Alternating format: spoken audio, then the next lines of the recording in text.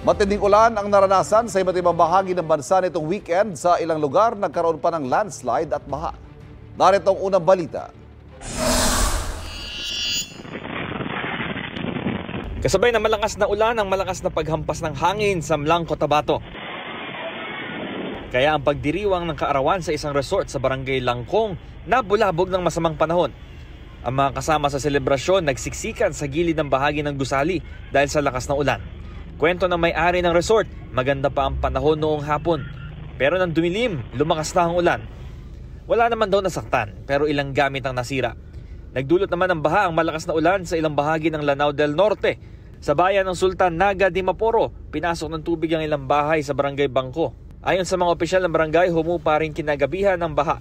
Humambalang naman ang mga putik at bato sa kalsadang yan sa barangay Kinanga sa Don Marcelino, Davao Occidental. Ayon sa Municipal Disaster Risk Reduction and Management Office, epekto ito ng magdamagang pag-ulan sa lugar. Nagsagawa na ng clearing operation sa kalsada ang mga otoridad.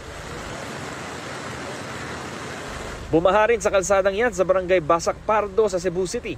Ang isang rider itinulak na lang ang kanyang motorsiklo sa gitna ng baha. Sa iba pang bahagi ng lungsod, nakadadaan pa rin ng ilang sasakyan kahit binaha ang kalsada. Nagkaroon naman ng landslide sa bahagi ng National Road ng Hungduan, Ifugao.